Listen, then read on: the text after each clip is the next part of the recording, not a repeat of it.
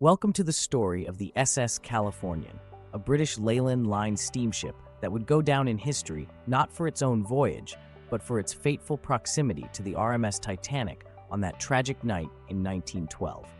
Stay tuned for this gripping tale, and don't forget to like and subscribe for more fascinating stories from maritime history. The SS Californian was launched on November 26, 1901, from the yard of the Caledon Shipbuilding and Engineering Company in Dundee, Scotland. She was a modest vessel compared to the grand ocean liners of the time. Primarily a cargo ship, the Californian could also accommodate passengers. She was built to transport goods across the Atlantic, and her voyages were typically uneventful. Her captain in April 1912 was Stanley Lord, a seasoned mariner known for his strict adherence to the rules of navigation and safety at sea.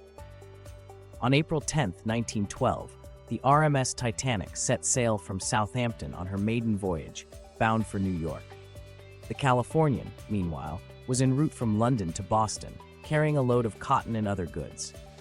On the evening of April 14, 1912, the Californian encountered a large ice field, and wireless operator Cyril Evans sent out warnings to nearby ships, including the Titanic. Evans' warning was received by the Titanic's wireless operators, but it was dismissed as routine, with the message never reaching the bridge. Captain Lord decided to halt the Californian for the night, surrounded by icebergs, to avoid any collision risk in the darkness. At 11:40 p.m., the Titanic struck an iceberg.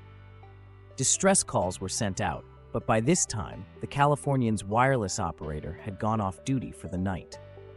Around midnight, the crew of the Californian observed rockets being fired into the sky from a ship in the distance.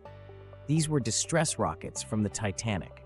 The crew reported the rockets to Captain Lord, who was skeptical and believed they were likely company signals or some other non-emergency communication. Despite the sightings, no action was taken by the Californian to investigate or respond, a decision that would later come under intense scrutiny. By 2:20 a.m. on April 15, 1912, the Titanic had sunk. Over 1,500 passengers and crew perished in the freezing Atlantic waters. As dawn broke, the Californian resumed her journey, oblivious to the disaster that had unfolded just miles away during the night. Later that morning, the Californian's wireless operator learned of the Titanic's distress calls and the tragic sinking. The realization of their proximity to the disaster struck hard. The Californian arrived in Boston on April 19, 1912, with Captain Lord and his crew unaware of the storm of controversy that awaited them. In the wake of the disaster, multiple inquiries were launched to investigate the sinking of the Titanic and the actions of nearby vessels, including the Californian. Captain Stanley Lord testified at both the American and British inquiries, defending his actions and decisions on that fateful night. The inquiries revealed that the Californian was the closest ship to the Titanic, and that its failure to respond to the distress rockets was a missed opportunity to save lives.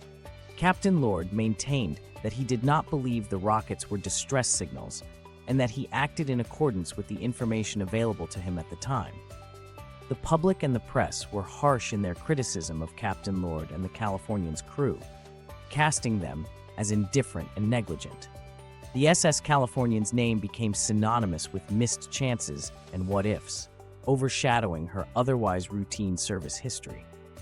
After the Titanic disaster, the Californian continued her service, but was eventually requisitioned during World War I for war duties. On November 9, 1915, while en route from Salonika to Marseille, the Californian was torpedoed by a German submarine and sank in the Mediterranean Sea. The sinking of the Californian marked a quiet end to a ship whose story is forever linked to one of the greatest maritime disasters in history. Over the years, various re-examinations of the Titanic disaster have led to differing views on Captain Lord's actions and the role of the Californian. Some argue that Lord was unfairly vilified, while others believe he failed in his duty to respond to a potential distress signal. The tragedy highlighted the need for stricter maritime safety regulations and better communication protocols, many of which were implemented in the years that followed. Today, the SS Californian serves as a poignant reminder of the importance of vigilance and the potential consequences of inaction. The story of the Californian is a complex one, filled with lessons on responsibility, human error, and the unforgiving nature of the sea. Thank you for joining us on this journey through history. If you enjoyed this story, please like, subscribe, and hit the notification bell for more compelling tales from the past.